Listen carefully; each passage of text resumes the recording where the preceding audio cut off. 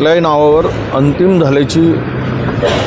झालेलं नाही आणि आमची आग्रही मागणी होती की राज्यसभेची जागा आमचा राष्ट्रीय पक्ष आहे, त्यामुळे राज्यसभेची जागा आम्हाला मिळावी, विधान परिषदेची जागा उद्धव ठाकरे साहेबांनी घ्यावी असा आमचा आग्रह होता.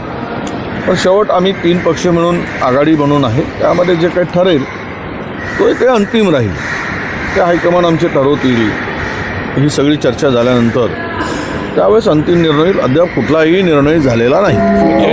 असं म्हणतायत की राष्ट्रवादीचे लोक की शरद पवार यांचं नाव निश्चित झालेलं आहे. काल सुप्रिया सुळे उद्धव ठाकरे यांना भेटून आल्या. नाही, मला माहीत नाही त्या संदर्भात त्यांचं काय मत आहे, सुप्रियाताई सुळे काय म्हणत आहे, जयंत पाटील. मी माझ्या पक्षाची भूमिका म्हणतो आहे आणि माझ्या पक्षाची भूमिका ही स्पष्ट आहे की आम्हाला अद्याप दिल्लीवरून अशा कुठल्याही सूचना आलेल्या नाही. पण तुम्ही राज्यसभेचा उमेदवार स्टँड बाय म्हणून तयार ठेवलेला आहे का? नाही, अर्थात हे सगळे 3 पक्षाचे अंतिम निर्णय झाल्यानंतर त्यावेळेस ते सगळं करू. हो, काही लोक अजूनही आपले अडकलेले आहे. दुबईमध्ये सरकारनं विमानाची सोय केली, एक विमान दिल्ली आणि मुंबईत आलेलं आहे.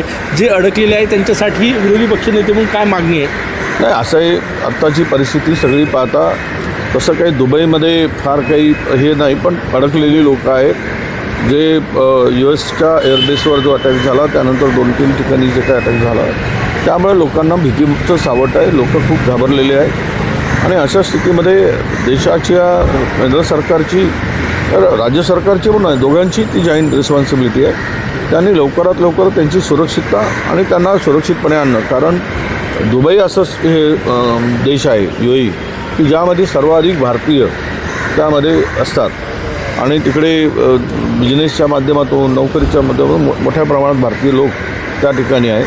अशा वेळेस त्यांच्या सुरक्षेसाठी तातडीनं उपाययोजना सरकारने केली पाहिजेत आणि त्यांना परत भारतामध्ये सुरक्षित आणलं पाहिजे, अशीच आमची मागणी असणार आहे. या काळामध्ये मुस्लिम बांधव पण उमरा करण्यासाठी सौदी अरब, मक्का, मदिनामध्ये जात असतात. मोठी संख्या त्यांची पण असल्याचं बोललं जातं. नाही, भारतीय आहेत, ते मुस्लिम आहेत, हिंदू आहेत, हे नव्यानं त्याला फाटे फोडायची काय गरज आहे? जिथे जिथे अडकले असतील तो भारतीय आहे, भारताचा नागरिक आहे, त्याला सुरक्षित आणणं भारत सरकार